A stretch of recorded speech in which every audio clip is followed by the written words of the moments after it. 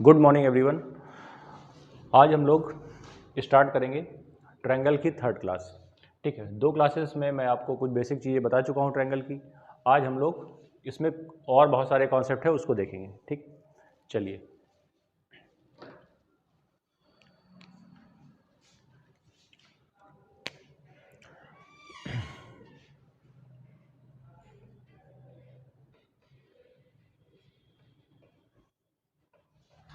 देखिए, ट्रायंगल की अगर हम टाइप्स की बात करें कि triangle how many types of triangles, then you will gate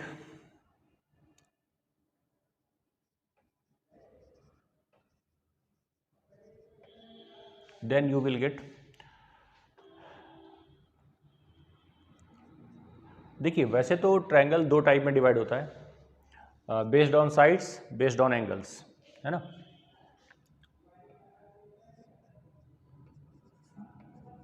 based on sides और बेस्ड ऑन एंगल्स, या बेस्ड ऑन डिग्री भी कह सकते हैं।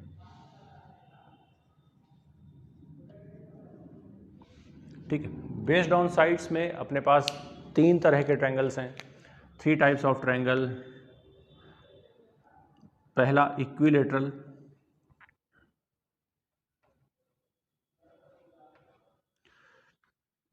दूसरा आइसोसेलेस, तीसरा स्केलन।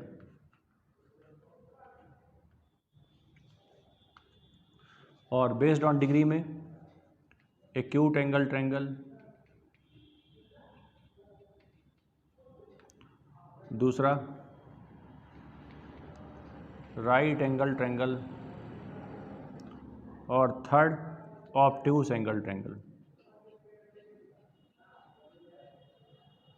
ठीक, तो ये अपने पास एक तरह से कैटेगरी है जो ट्रायंगल्स में हमें मिलती है, बेस्ड ऑन साइड्स और बेस्ड ऑन डिग्री में। इस तरह से आपको, या बेस्ड ऑन एंगल्स भी लिख सकते हैं इसको, ये मैं बता चुका हूँ आपको।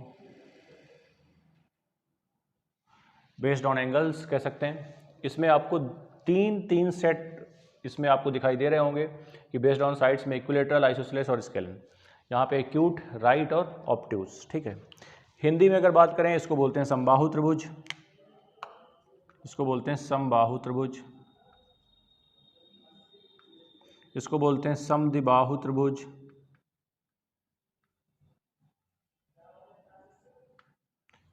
ये क्या है, विषम बाहु त्रिभुज,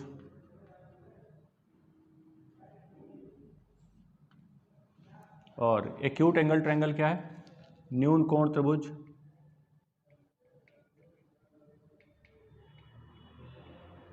ये क्या है, समकोण त्रिभुज, और ऑब्ट्यूस एंगल ट्रायंगल क्या है, अधिक कोण त्रिभुज।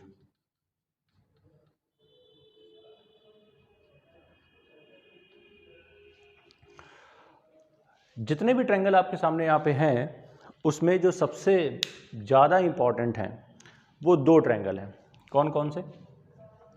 एक तो ये वाला इक्विलेटर ट्रायंगल, जिस पे हमें अलग से पूरा डिस्कस करना होगा इसके कॉन्सेप्ट को, तभी हम इसके बारे में फाइनली चीज़ें समझ सकते हैं, क्योंकि इसमें बहुत सारे वेरिएशन हैं आपको देखने को मिलेंगे।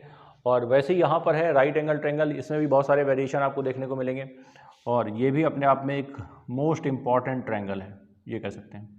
तो ये जो 2 ट्रायंगल हैं, है ना, ये एक तरह से सबसे ज़्यादा इम्पॉर्टेंट है यहाँ पर, जिसमें कॉन्सेप्ट आपको बहुत सारे सीखने को मिल सकते हैं। चलिए, तो अब हम बात करते हैं, इन दोनों ट्रायंगल को मैं 2 क्लासेस में आपको पढ़ाऊंगा। ठीक है, आज की जो क्लास होगी वो totally depend on equilateral triangle. ठीक है, आज की जो क्लास है वो मैं इक्विलेटर ट्रायंगल पर ले रहा हूँ, और आज हम बहुत सारी चीज़ें समझेंगे इक्विलेटर ट्रायंगल के बारे में। समबाहु त्रिभुज, समबाहु त्रिभुज का मतलब क्या है, ऐसा ट्रायंगल जिसकी सभी साइड्स, मतलब all 3 sides are equal and all angles also will be equal. If all sides of a triangle are equal, then definitely we can say all angles should be equal, because equal side angle in front of equal sides also will be equal. अगर मैं इसकी बात करूं, ये triangle है हमारा, इसकी सभी साइड्स इक्वल कर दी जाएं, और अगर मैं एंगल की बात करूं तो मैं कह सकता हूं कि अगर सभी साइड्स इक्वल हैं तो साइड्स के सामने वाले एंगल्स भी इक्वल होंगे, और ट्रायंगल में तीनों एंगल का सम होता है 180 डिग्री, तीनों एंगल का सम होता है 180 डिग्री। और यहाँ पर अगर मैं देखूँ तो ये 3 पार्ट में डिवाइड होगा, तो 60 60 60 में डिवाइड हो जाएगा। ठीक है, ये 60 डिग्री हो जाएगा, ये भी 60 डिग्री हो जाएगा, और ये भी 60 डिग्री हो जाएगा। क्लियर? ओके, तो ये है हमारा ABC, एक इक्विलेटरल ट्रायंगल। अब समझते हैं कि इसमें और बहुत सारी चीज़ें हैं जो हमें जानने के लिए हैं, हमारे जानने के लिए हैं, वो देखिए क्या है। अच्छा बताइए, इसका एक्सटर्नल एंगल कितना होगा? अगर ये 60 है तो ये 120 डिग्री होगा, है ना। यहाँ पे अगर देखा जाए तो ये भी 120 डिग्री होगा, और यहाँ पे देखा जाए, है ना, यहाँ पे देखा जाए तो ये भी 120 डिग्री होगा। तो अगर मैं एक्सटर्नल एंगल की बात करूँ, sum of external angle, then it will be 360 degree. ठीक, इसके सभी एक्सटर्नल एंगल का सम 360 डिग्री होगा, और इंटरनल एंगल का सम 180 डिग्री होगा। चलिए अब बात करते हैं इसकी प्रॉपर्टीज़ पर। इसमें कितनी सारी प्रॉपर्टीज़ हैं और किस तरह से हमें इसे पढ़ना है उसकी बात करते हैं। चलिए देखते हैं।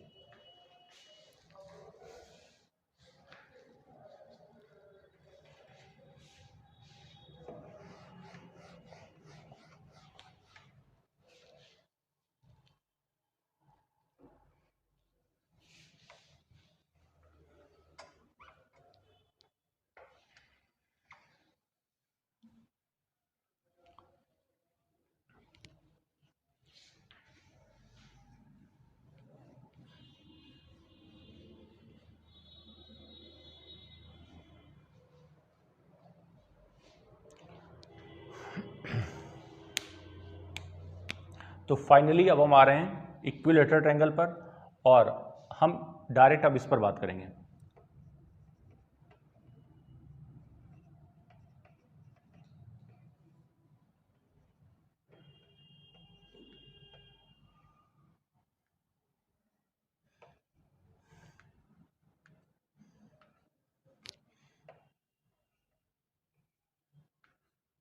सभी साइड्स यहाँ पर क्या है, सेम है, और सभी एंगल्स भी इक्वल होंगे, तो सभी एंगल 60 डिग्री के हो जाएंगे। सभी एंगल 60 डिग्री और सभी साइड्स विल बी इक्वल। अब इसको थोड़ा सा हम लोग देखते हैं कि अगर मैं A से BC पर एक परपेंडिकुलर ड्रॉ करता हूँ, एक तरह से मैं हाइट की बात कर रहा हूँ इसकी, है ना। अगर मैं यहाँ से एक परपेंडिकुलर ड्रॉ करता हूँ और ये बेस BC पर D पर मिलता है जाके, तो आप बताइए मुझे ये वाला एंगल कितना हो जाएगा, 90 डिग्री। अगर ये एंगल 90 डिग्री हो जाएगा तो आप बताएं मुझे ये 60 है या 90 है, तो ये वाला एंगल कितना होगा, 30 डिग्री। क्योंकि ट्रायंगल कोई भी हो उसके सभी तीनों एंगल का सम 180 डिग्री होता है।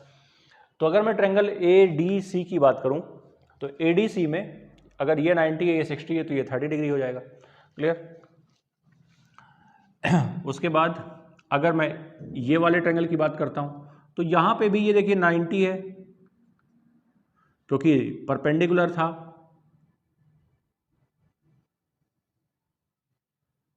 और यहां पर ये एंगल कितना आएगा, 30 डिग्री, 30 डिग्री।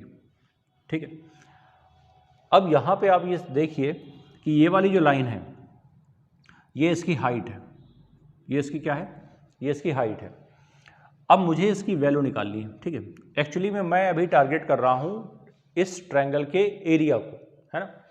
ट्रायंगल्स के एरिया हमने देखे हैं, इसको निकालने का फॉर्मूला वो भी मैं जानता हूं, 1/2 base into height, base into corresponding height, है ना। ट्रायंगल का जो एरिया होता है वो 1/2 बेस इंटू करेस्पॉन्डिंग हाइट होता है, ये हम जानते हैं पहले से ही, और ये सारी चीज़ें डिस्कस की जा चुकी हैं। करेस्पॉन्डिंग हाइट, और या फिर Heron's formula S minus A, S minus B, S minus C और 1/2 A into B sine C, ठीक है, और 1/2 B into C sine A, ठीक है। ये सारी चीज़ें हम जानते हैं, ये सारी चीज़ें हम जानते हैं और इसी के थ्रू हम इसकी बात कर रहे हैं। एरिया निकालने के लिए अगर सबसे बेसिक फॉर्मूले की बात करें तो 1/2 बेस इंटू हाइट होता है। तो बेस तो हमें पता है, बेस की जो लेंथ है वो हो जाएगी a और हाइट हमें पता नहीं है ना। h, हाइट को h के फॉर्म में नहीं a के फॉर्म में लिखना है, क्योंकि जो a है वो गिवन है, h तो हमने खुद लिया है तो वो गिवन नहीं है। तो हमें h की वैल्यू निकालनी है a के फॉर्म में। तो चलिए बात करते हैं। अच्छा बताइए कि सबसे पहले अगर मैं यहाँ पे देखूँ, अगर मैं इस परपेंडिकुलर को साइड BC पर डाल रहा हूँ तो मुझे DC और BD कितना कितना मिलेगा ये देखते हैं। तो सबसे पहले आप ये देखिए, ट्रायंगल अपने पास ये जो दो आ रहे हैं, ट्रायंगल ADC और ट्रायंगल ADB, इन दोनों ट्रायंगल की हम बात कर रहे हैं। इन दोनों ट्रायंगल्स में अगर देखें, ये वाली साइड तो क्या है, कॉमन है, ये साइड इसके बराबर है और ये एंगल 90 है। तो आप बताइए by RHS right angle hypotenuse and side, right angle hypo and side, इसके थ्रू अगर देखा जाए तो क्या ये दोनों कॉन्ग्रुएंट हो जाएंगे? बताइए। अगर मैं इसकी बात करूं ट्रायंगल ABD और ADC की, तो यहाँ पे एक साइड कॉमन है, मतलब वो इक्वल होगी। तरीका क्या होता है इसमें चेक करने का? RHS का मतलब होता है, RHS एक रूल है कॉन्ग्रुएंसी को चेक करने का राइट एंगल ट्रायंगल में, ठीक है। राइट एंगल ट्रायंगल में अगर आपको कॉन्ग्रुएंसी चेक करनी है कि ट्रायंगल्स कॉन्ग्रुएंट है या नहीं, तो आप RHS के थ्रू चेक कर सकते हैं। RHS के थ्रू का मतलब है कि R जो यहाँ पे लिखा हुआ है, ये आपको इंडिकेट कर रहा है राइट एंगल के लिए, है ना, और H जो है वो इंडिकेट कर रहा है हाइपोटेन्यूज के लिए। मतलब इंडिकेट का मतलब यहाँ पर ये है कि 90 दोनों में आना चाहिए, हाइपोटेन्यूज दोनों ट्रायंगल की इक्वल होनी चाहिए और एक और साइड कोई होनी चाहिए। तो ये वाली जो S है ये एक किसी और साइड की बात कर रहा है। तो अगर हम इसकी बात करें तो यहाँ पे आप बताइए, साइड ये वाली साइड जो AD है वो तो कॉमन है दोनों में, तो ये इक्वल होगी। तो मैं कह सकता हूँ दोनों ट्रायंगल कॉन्ग्रुएंट हो जाएंगे। अगर ये दोनों कॉन्ग्रुएंट हो जाएंगे तो फिर इनके सभी एंगल्स बराबर हो जाएंगे, सभी साइड्स बराबर हो जाएंगी। तो सभी एंगल्स तो बराबर हैं ही, वो तो मुझे डायरेक्ट नज़र आ रहे हैं। साइड्स भी बराबर हो जाएंगी, तो अगर BD और DC इक्वल हो जाएंगी तो बताइए इसकी वैल्यू क्या हो जाएगी फिर? A/2 और ये भी A/2, ये दोनों A/2 हो जाएंगी, है ना। उसके बाद अगर मुझे AD चाहिए, है ना, अगर मुझे AD चाहिए, तो AD अगर मुझे चाहिए तो AD निकालने के लिए मैं क्या करूँगा, हाइपोटेन्यूज से इसको माइनस करूँगा, पाइथागोरस थ्योरम लगा दूंगा, बाई पाइथागोरस थ्योरम।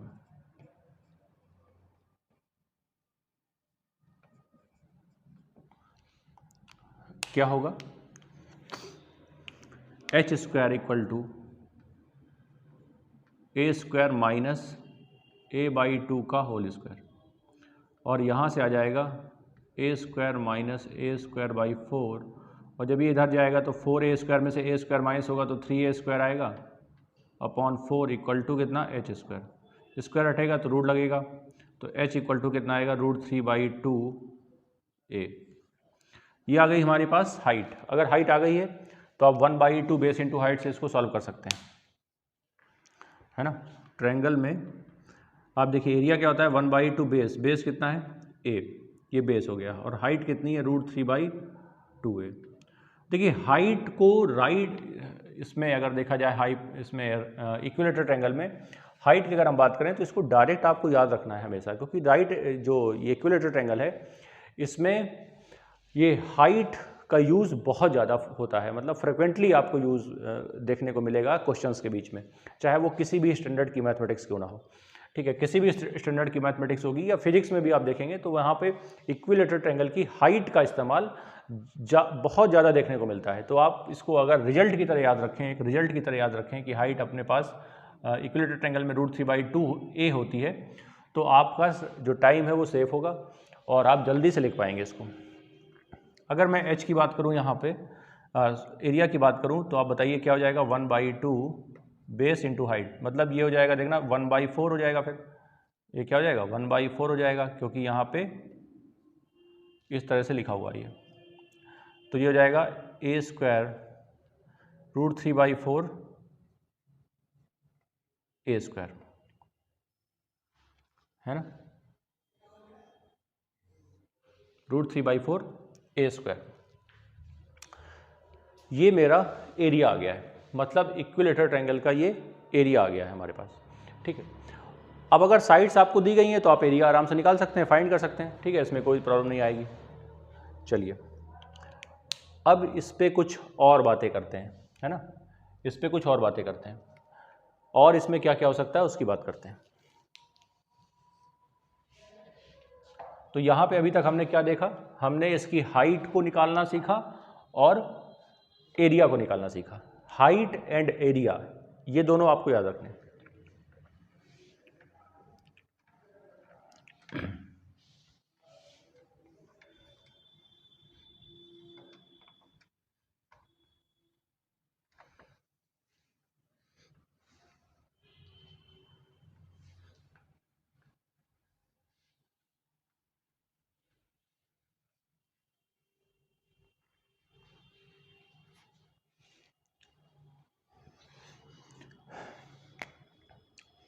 अगला जो पॉइंट है वो रिलेटेड है सेंटर से। सेंटर ऑफ ट्रायंगल्स हम पढ़ चुके हैं, सेंटर ऑफ ट्रायंगल में हम पढ़ चुके हैं।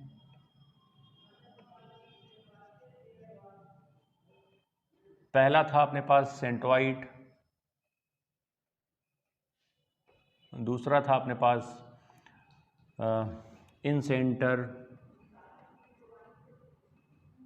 उसके बाद था ऑर्थो सेंटर, और इसके बाद था सरकम सेंटर। ठीक, ये 4 सेंटर हम जानते हैं। अगर आप इन 4 सेंटर के बारे में अवेयर हैं तो आप ये जानते होंगे कि ये सेंटर्स कैसे बनते हैं और इनकी पोजीशन कहाँ पर होती है। अब मैं इन्हीं 4 सेंटर की बात कर रहा हूँ इक्विलेटरल ट्रायंगल में, कि ये चारों सेंटर इक्विलेटरल ट्रायंगल में कहाँ होते हैं और इनकी पोजीशन कैसी होती है। ठीक है, इक्विलेटरल ट्रायंगल की बात कर रहा हूँ। इसको बोलते हैं केंद्रक। ठीक है, हो सकता है कि हिंदी मीडियम वालों को इससे याद ना रहा हो कि मैं किसकी बात कर रहा हूँ, तो आप हिंदी से देखिए। और इसको बोलते हैं अंतःकेंद्र, है ना। इस पे मैंने काफ़ी डिटेल से बताया हुआ है। मैं इसमें बता चुका हूँ कि ट्रायंगल के अंदर जब कोई सर्किल आता है तो उसके सेंटर को हम लोग इन सेंटर कहते हैं या अंतःकेंद्र कहते हैं, अंतःवृत्त का अंतःकेंद्र। ऑर्थो सेंटर, ऑर्थो सेंटर का मतलब होता है लंब केंद्र।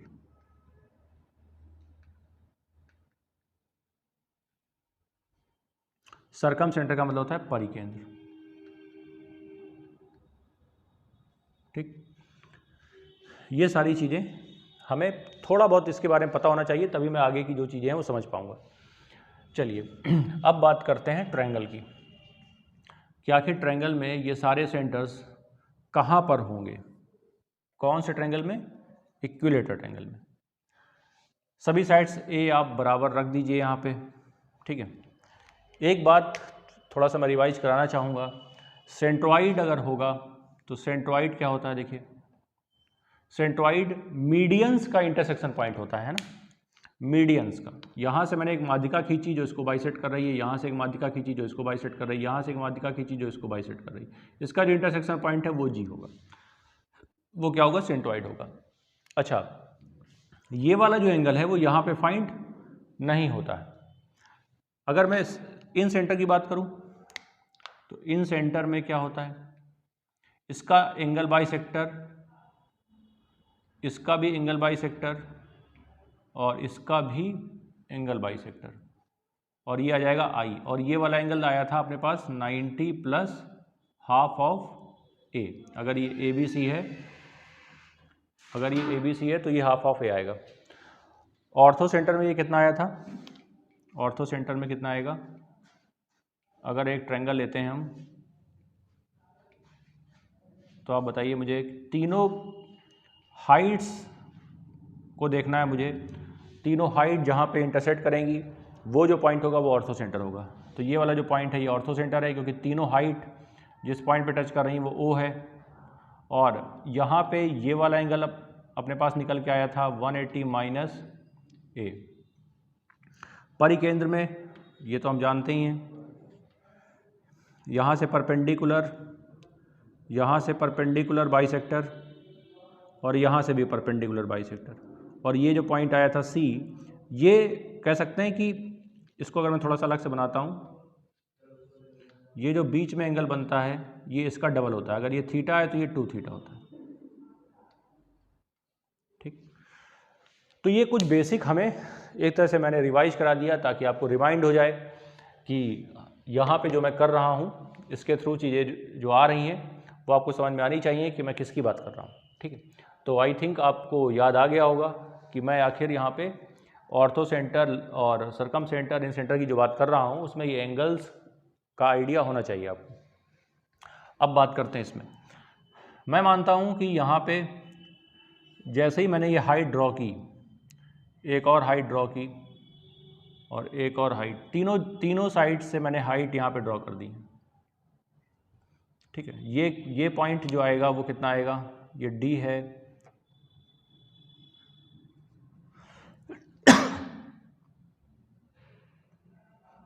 बताइए।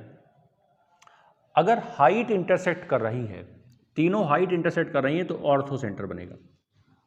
क्या बनेगा? ऑर्थो सेंटर बनेगा।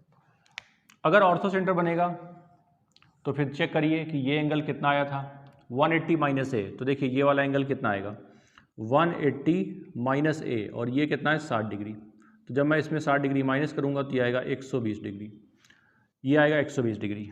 ठीक है, अच्छा थोड़ी देर के लिए मैं मान लेता हूँ इसी पॉइंट पर अपना आई भी है। आई मतलब इन सेंटर। तो इन सेंटर अगर यहाँ पर है तो 90 प्लस हाफ ए होगा, और 90 प्लस हाफ ए अगर मैं लिखूँगा तो 90 प्लस हाफ ऑफ ए मतलब 60/2 लिखूँगा, और यहाँ से आप बताइए 120 हो जाएगा। तो यहाँ से भी 120 आ रहा था, इधर से भी 120 आ रहा है। इसका मतलब ये जो पॉइंट है ये बिल्कुल उसी पोजीशन पर है, ज़रा सा भी कहीं वो डाइवर्ट नहीं होगा। ठीक, या कहीं पर भी शिफ्ट नहीं होगा वो पॉइंट। उसके बाद अगर मैं ये मान लूँ कि यहाँ इसी पॉइंट पे अपना सी भी है, सी मतलब सरकम सेंटर है, तो ये वाले एंगल का डबल आना चाहिए। आप देखिए 60 का डबल यहाँ पे आ रहा है, 60 का डबल यहाँ पे आ रहा है, कितना आएगा 120। तो क्या अभी भी 120 डिग्री आ रहा है ये? तो मैं ये कह सकता हूँ कि यहाँ पे ये तीनों सेंटर एक ही पॉइंट पर हैं। तो फिर चौथा कौन बचा? चौथा जो सेंटर बचा अपने पास वो कौन सा बचा? सेंट्रॉइड।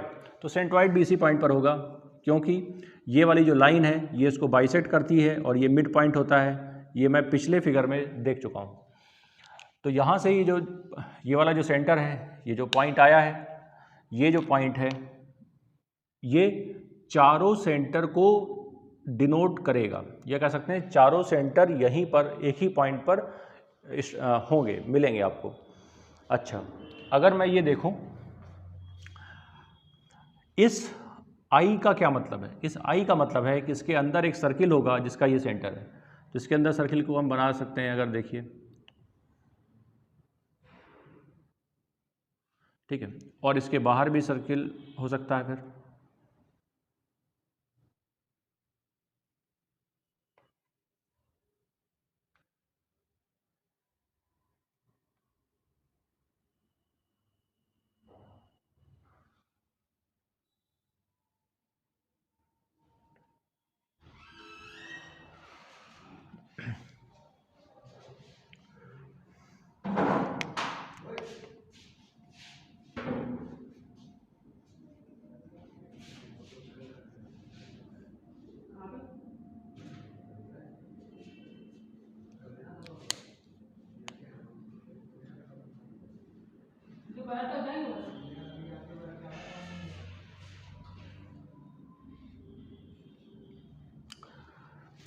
तो ये दो सर्किल मैंने यहाँ पे बनाए। एक सर्किल ट्रायंगल के अंदर है, एक सर्किल ट्रायंगल के बाहर है।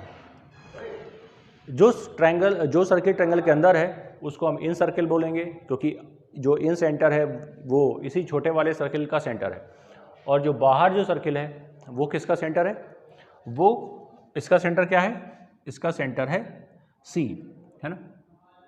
इसका जो सेंटर है वो क्या है, इसका जो सेंटर है वो सी है। तो ये फिर इसकी रेडियस होगी। अगर मैं इस पॉइंट से इसको मिलाता हूँ, सरकमफ्रेंस और सेंटर के बीच की दूरी क्या होगी, इसकी रेडियस होगी।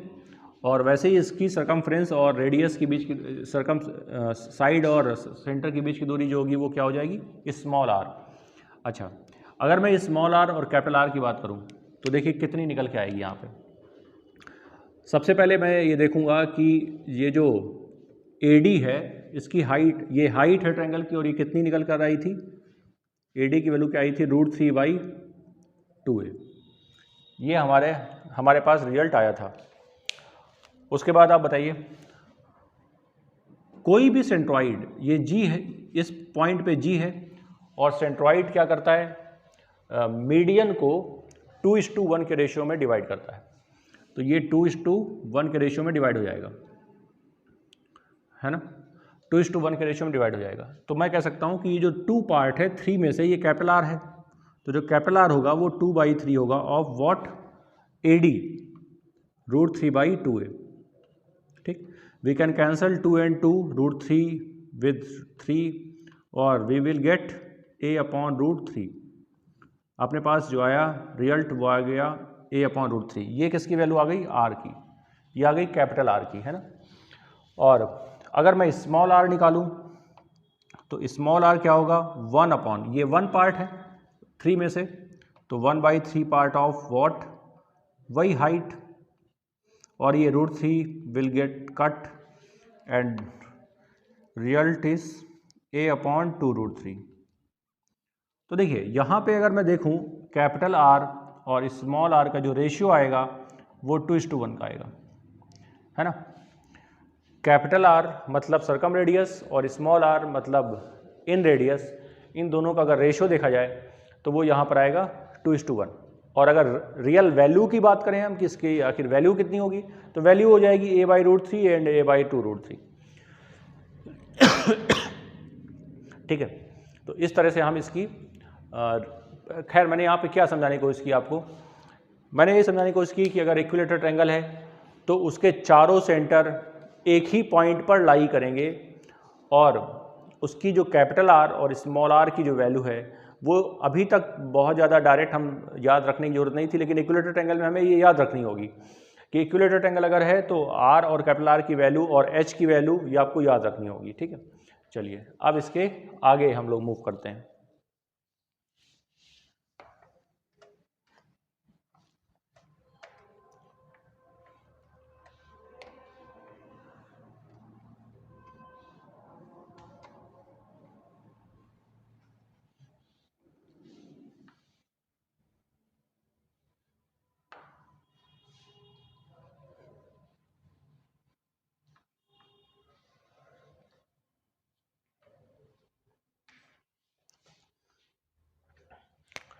तो इक्विलेटरल ट्रायंगल में हमने क्या क्या देखा, एरिया देखा, जो मेन पॉइंट्स है वो लिख रहा हूँ मैं। एरिया अपने पास कितना आया, √3/4a² आया।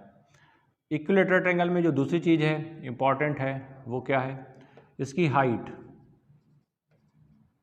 हाइट कितनी, √3/2a,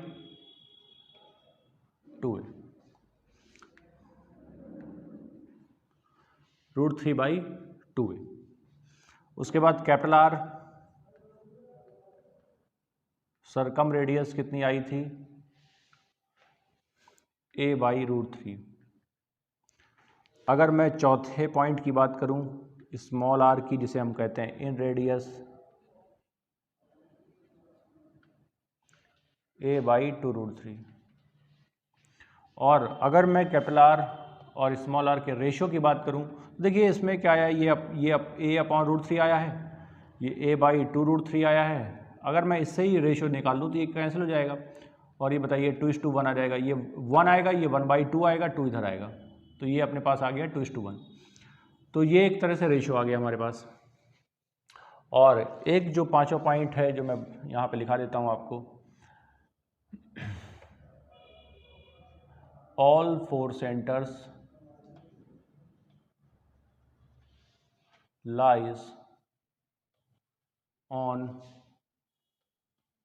the same point.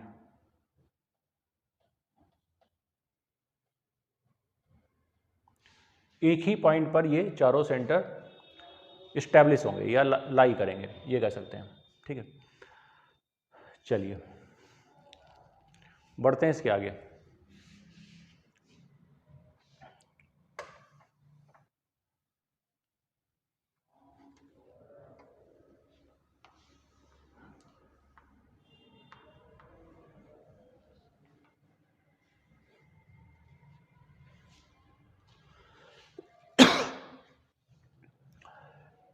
एक पॉइंट मैं आपको और याद दिलाना चाहूँगा। एक पॉइंट हम पढ़ चुके हैं, अगर आपको याद आ रहा हो, एक ट्रायंगल था,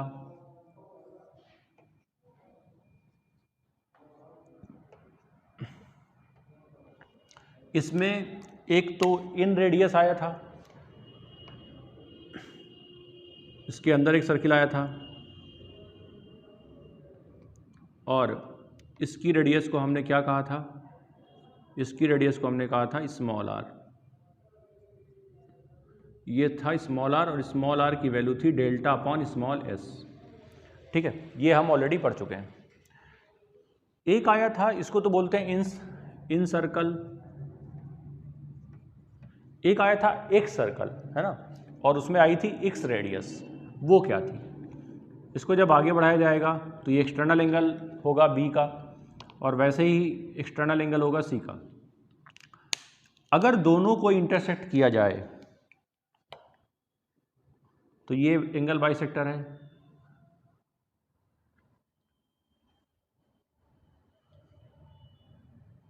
ये एंगल बाइसेक्टर है, और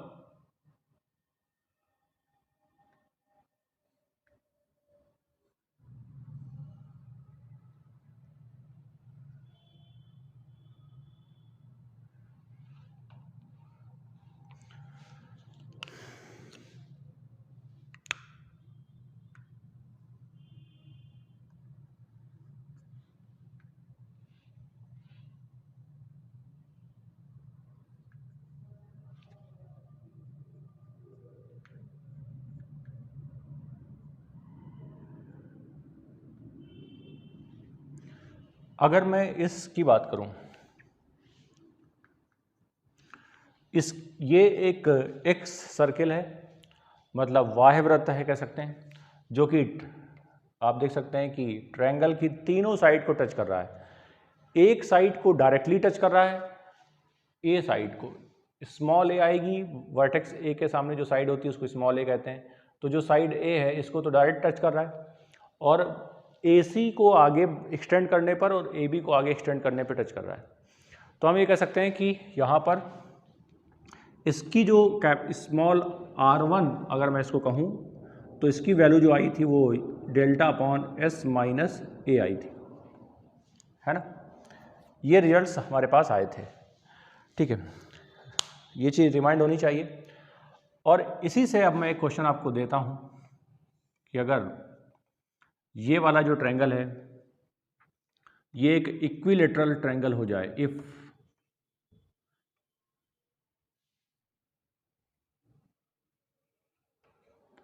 अगर ये इक्विलेटरल ट्रायंगल हो जाए तो सभी साइड्स क्या हो जाएंगी, इक्वल हो जाएंगी। ये सभी साइड्स क्या हो जाएंगी, इक्वल हो जाएंगी। ये एक इक्विलेटरल ट्रायंगल हो गया अगर मान लीजिए।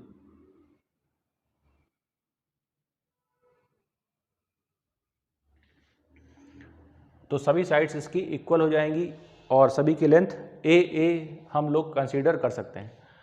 अगर मैं आपसे कहूं फाइंड, क्वेश्चन है find the ratio of in radius and x radius in equilateral triangle. तो इसको कैसे निकालें? देखिए, आप मुझे बताइए, अगर मैं रेशियो निकालूंगा तो R और R1 का निकालूंगा। R कितना है? डेल्टा अपॉन स्मॉल s, और ये कितना है? Delta upon s minus a। जब ये सॉल्व होगा तो ये s माइनस a ऊपर जाएगा और नीचे आएगा डेल्टा इंटू s, ये कट जाएगा और अपने पास आ गया s minus a upon s। अच्छा, यहाँ पे s कितना होगा? यहाँ पर s की वैल्यू क्या होगी? स्मॉल s की वैल्यू क्या होगी? स्मॉल s क्या होता है? ये तो सेमी पेरीमीटर होता है। सेमी पेरीमीटर कितना होगा? स्मॉल s अगर निकाला जाए तो ये हो जाएगा अपने पास a plus a upon 2, 3a/2, और इसकी वैल्यू मैं यहाँ पे डाल दूंगा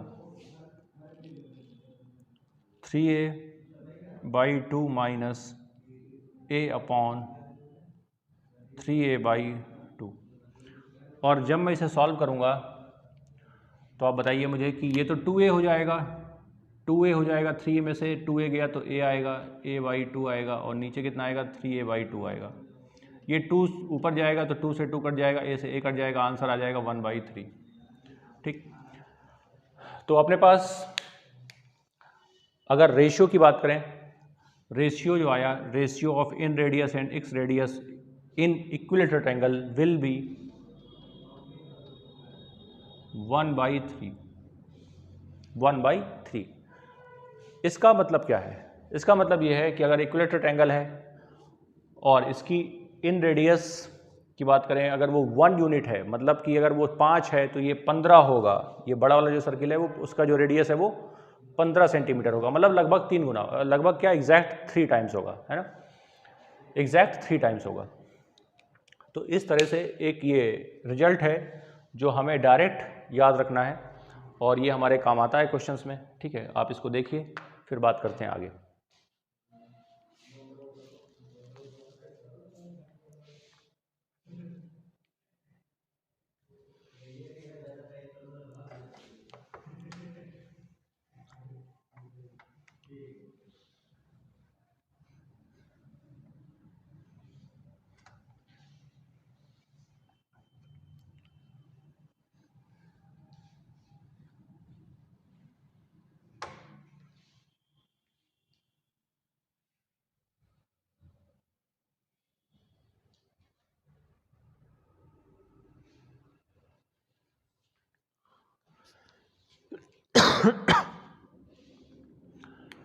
तो देखिए, हमने यहाँ पे कई सारी चीज़ें जानी इक्विलेटरल ट्रायंगल के संबंध में, और हमने यहाँ पे एरिया को देखा, कैपिटल R को देखा, स्मॉल r को देखा, है ना, सेंटर्स को चेक किया कि कहाँ पर आते हैं, ये सारी चीज़ें हमने यहाँ पे पढ़ी। ठीक है, ओके।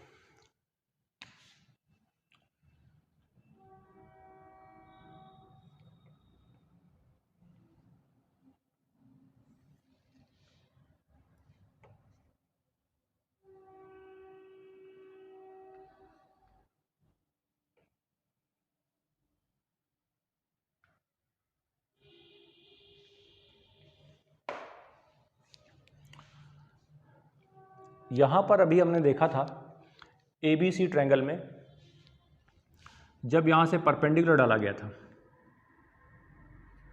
तो ये 90 आया था, ये 90 आया था, ये 30 डिग्री आया था, और ये 60 डिग्री आया था।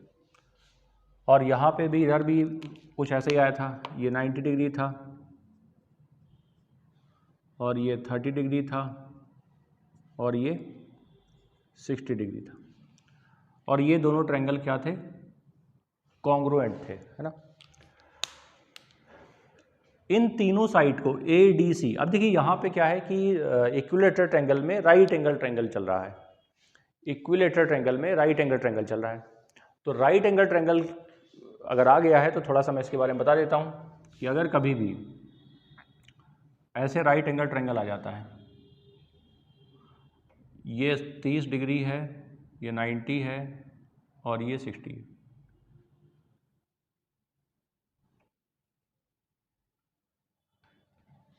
मतलब कि जो राइट एंगल ट्रायंगल है वो 30 60 90 का पेयर है। अगर 30 60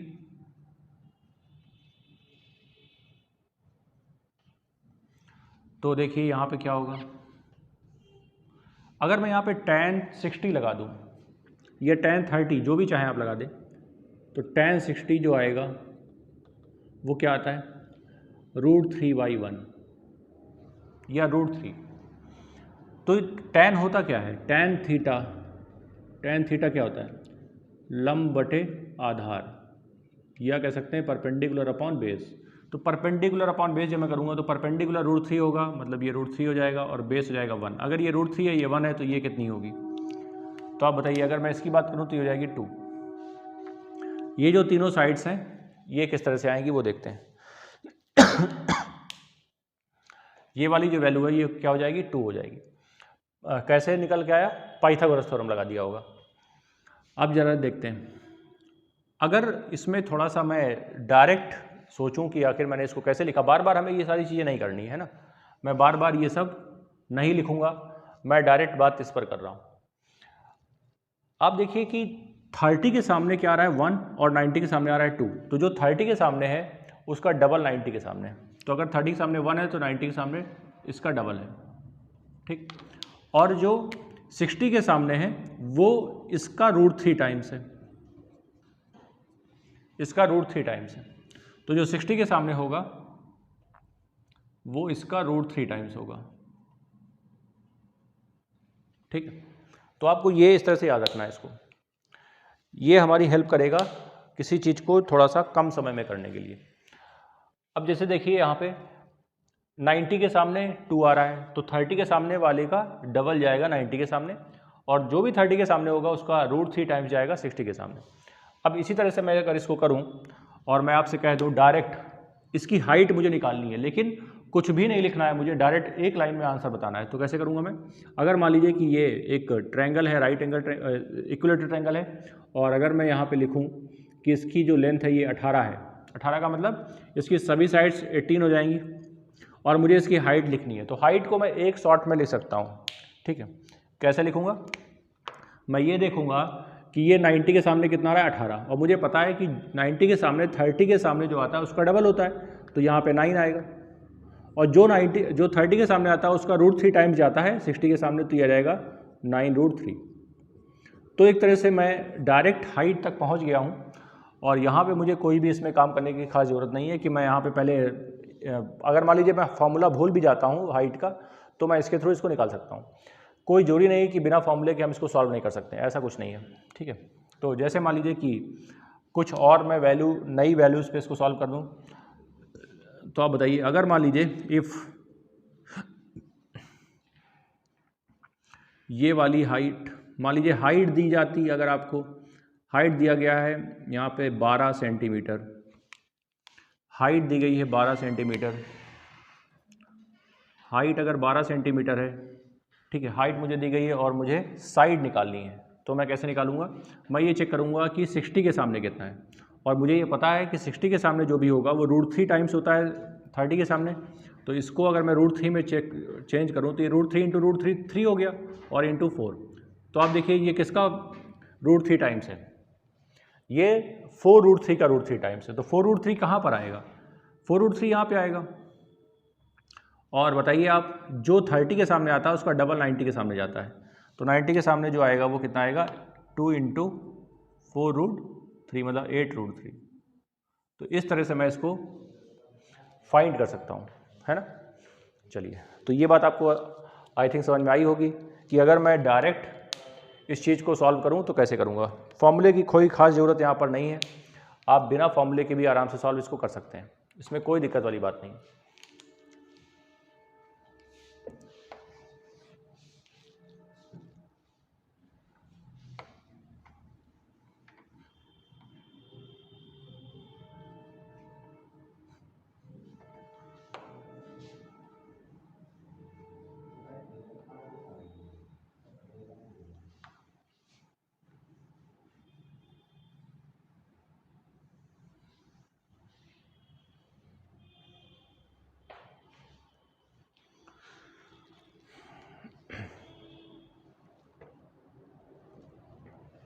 चलिए अब थोड़ा सा इसमें और आगे बढ़ते हैं।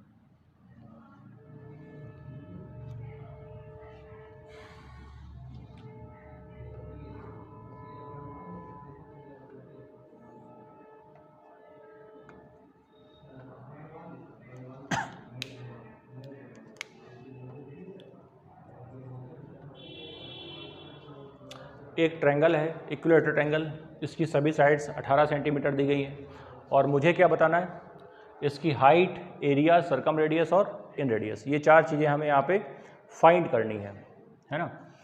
और एक्स रेडियस भी एक बार फाइंड कर लेते हैं। चलिए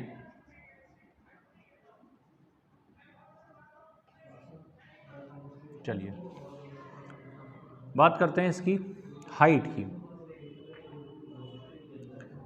हाइट हमें पता है क्या होती है, √3/2a। तो ये 2 से 2 कटे, 9 बार कटेगा और ये आ जाएगा 9√3।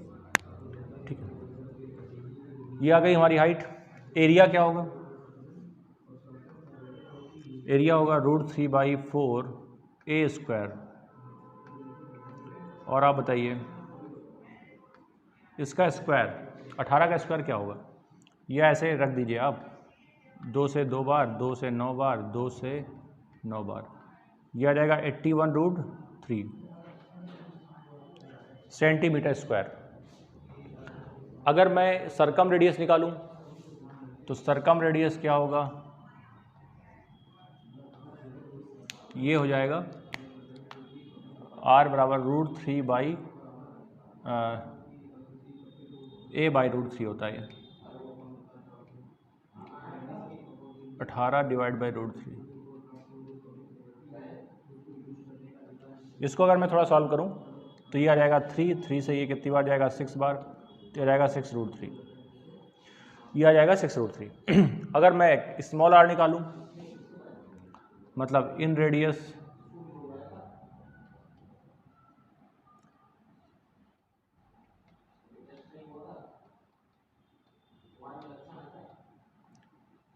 a कितना है यहाँ पे, 18,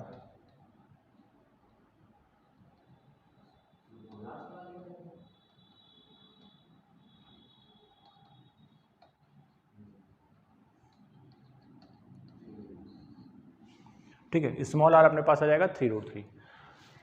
अगर मैं x रेडियस निकालूं देन क्या होगा,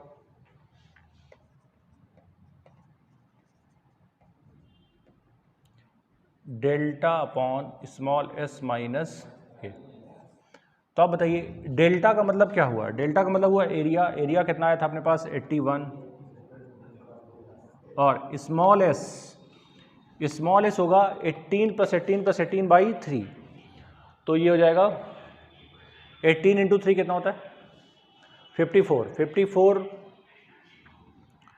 54/3 माइनस a।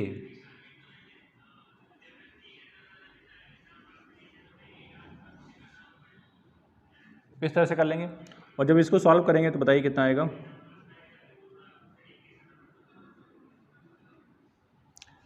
इसको जब सॉल्व करेंगे तो बताइए कितना आएगा। 81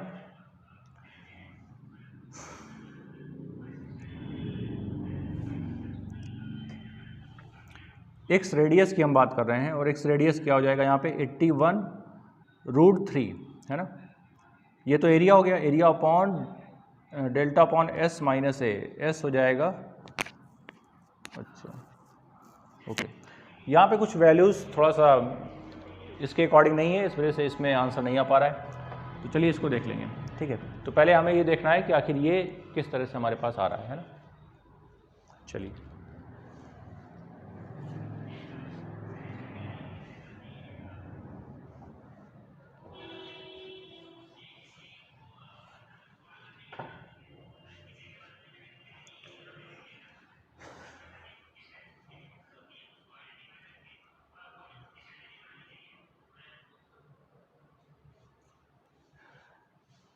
एक मिनट, हमने क्या निकाला था, एक्स रेडियस।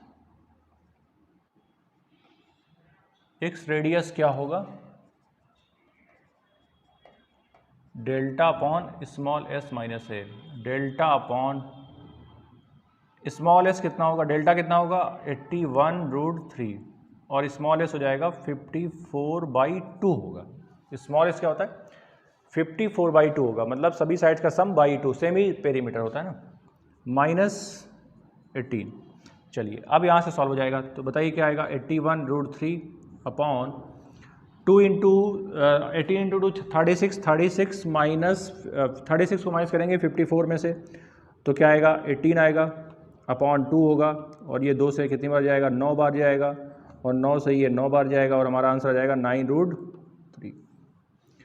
और देखिए मैं आपको बता चुका हूँ कि ये जो है स्मॉल आर कितना आया था 3√3। देखिए क्या इसका जस्ट 3 टाइम्स है ये। मैं आपको बता चुका हूँ कि इसके बाहर जो सर्किल आता है,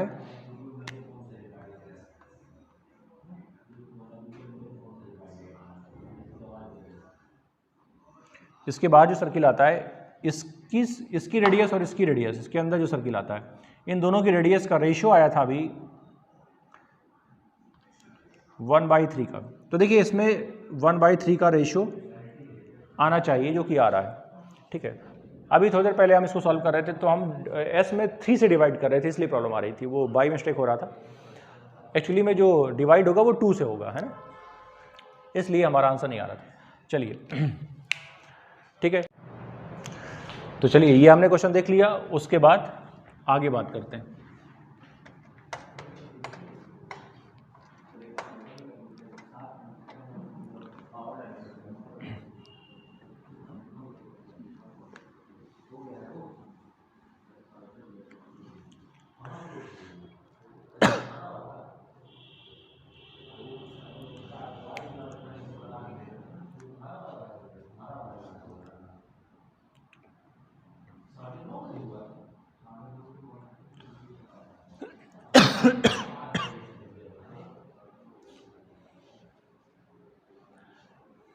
देखिए इसके बाद मैं आपको ये बता दे रहा हूं कि हम लोग राइट एंगल ट्रायंगल में क्या क्या पढ़ेंगे हैं।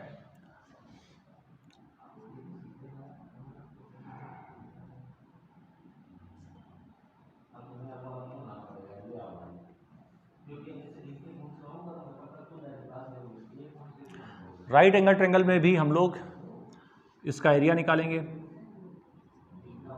इसका पेरीमीटर निकालेंगे, सरकम रेडियस को देखेंगे कहाँ होती है,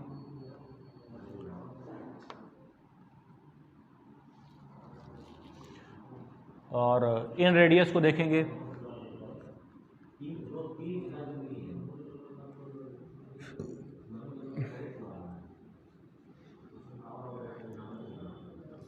उसके बाद इनकी पोजीशंस की बात करेंगे।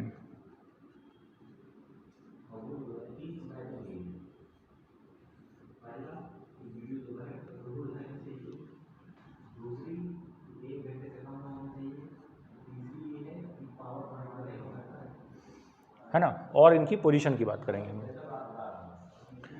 And others.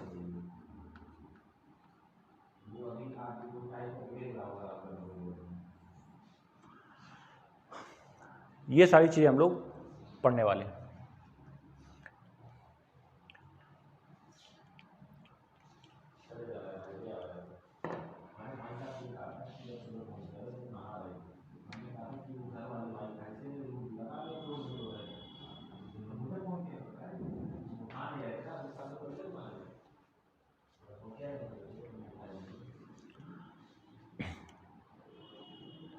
एक ट्रायंगल अभी हमने देखा था आइसोसेलेस, है ना, तो थोड़ा सा मैं आइसोसेलेस की बात करता हूँ।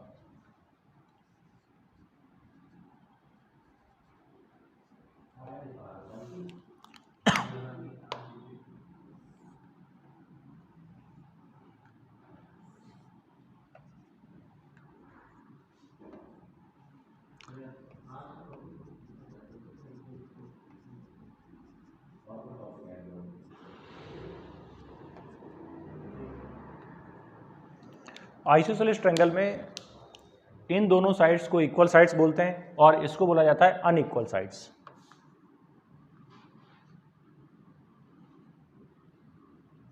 और जब यहां पे परपेंडिकुलर हम लोग ड्रॉ करेंगे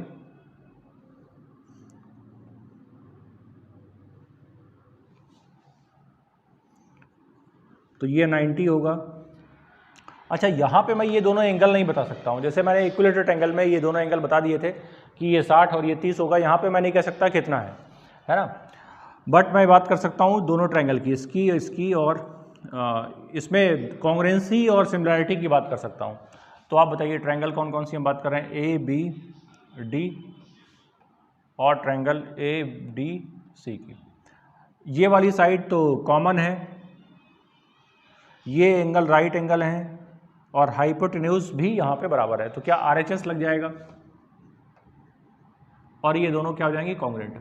अगर ये दोनों फिर से कॉन्ग्रुएंट हो गए हैं तो इसका ये डायरेक्ट मतलब है कि ये वाली साइड जो होगी ये इसकी आधी हो जाएगी, क्योंकि ये वाली साइड भी बराबर हो जाएगी, तो ये b/2, ये भी b/2 हो जाएगी। और यहाँ से अगर मैं h निकालूँ तो h क्या होगा, a² - b² / 4 = h²। तो h बराबर क्या आ जाएगा, 4a² - b² / 4 का अंडर रूट, तो ये आ जाएगा 1/2 4a² ये आ गई इसकी हाइट। अगर मुझे इसका एरिया निकालना है तो एरिया क्या हो जाएगा, एरिया निकालने के लिए हम सबसे पहले क्या करेंगे, 1/2 बेस तो अपने पास b है और हाइट अपने पास 1/2 4a² - b²। जब सॉल्व करेंगे तो b/4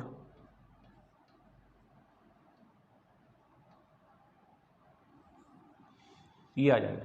तो ये डायरेक्ट इसका फॉर्मूला आ गया एरिया का। आप चाहें तो ये लगाएं, अगर नहीं इसको लगाना है तो दूसरा तरीका भी है, इसको भी फाइंड कर सकते हैं। तो आप बताइए, अगर मैं मान लीजिए एक ट्रायंगल लेता हूँ और इसमें मैं क्या निकालता हूँ, इसका एरिया निकालता हूँ। ट्रायंगल ऑब्वियसली मैं कौन सा लूँगा, समद्विबाहु लूँगा, आइसोसेलेस ट्रायंगल लूँगा।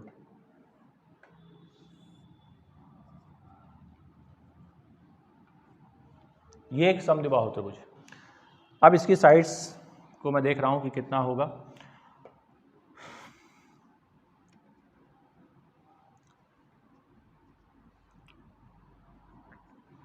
ये इसकी साइड्स हैं, ट्रायंगल ABC जिसकी साइड्स अपने पास क्या दी गई हैं, ABC की 15, 15 and 18। 18 is unequal sides of isosceles triangle and 15 जो है वो इक्वल साइड्स हैं ट्रायंगल की। तो अगर मुझे इसका एरिया निकालना है तो बताइए, या तो मैं फॉर्मूला लगा दूं, या अगर मैं फॉर्मूला नहीं लगाता हूं तो इस चीज़ का आप इस्तेमाल करिए। और यहाँ बताइए, मैं यहाँ से जब हाइट ड्रॉ करूँगा तो ये 9 में डिवाइड कर देगा, बाइसेक्ट कर देगा। और अगर यहाँ से मुझे पता है कि ये 90 डिग्री है और ये एक राइट एंगल ट्रायंगल है, तो राइट एंगल ट्रायंगल में बताइए कि अभी ट्रिपलेट फॉर्म हम लोग देख चुके हैं। ये देखिए जो 9 लिखा हुआ है ये क्या है, ये 3 × 3 है। ये क्या लिखा हुआ है, 3 × 5, मतलब कि जो रेशियो बन रहा है वो 3, 5 एंड 4 का बनेगा। ये सबसे बेसिक ट्रिपलेट होता है राइट एंगल ट्रायंगल का। तो अगर ये 3 टाइम्स हुआ है, इसका 3 टाइम्स हुआ है, तो इसका भी 3 टाइम्स हो जाएगा, तो ये अपने पास आ जाएगा 12। तो हम कह सकते हैं डायरेक्टली कि जो अपने पास हाइट आई है वो कितनी आ गई है, हाइट अपने पास आ गई है 12 सेंटीमीटर। अगर मुझे एरिया निकालना है तो एरिया का बेसिक फॉर्मूला आप लगा दीजिए 1/2 बेस इंटू हाइट। बेस अपने पास कितना है, ये 18 यूनिट दिया गया है और जो हाइट है वो कितनी है, वो हमने फाइंड कर ली है ना, 12 सेंटीमीटर। तो आप इसको आराम से कैंसिल कर दीजिए और ये अपने पास, हमारे पास जो आंसर आया वो 144 सेंटीमीटर स्क्वायर आ गया। ठीक है, तो ये हमारे पास इसका एरिया निकाल लिया हमने। अब कोई इसमें ज़रूरी नहीं है कि आप इसमें इस फॉर्मूले को याद रखें। इससे पहले मैं आपको बता चुका हूँ कि फॉर्मूले हमारे बेस होते हैं, लेकिन उसका जो फंडामेंटल रूल है वो कहीं ना कहीं कॉन्सेप्ट से निकलता है। तो हम इस तरह से इसको डायरेक्ट भी सॉल्व कर सकते हैं विदाउट यूजिंग फॉर्मूला। ठीक है, चलिए तो फिर आज के लिए इतना ही। Thank you so much students.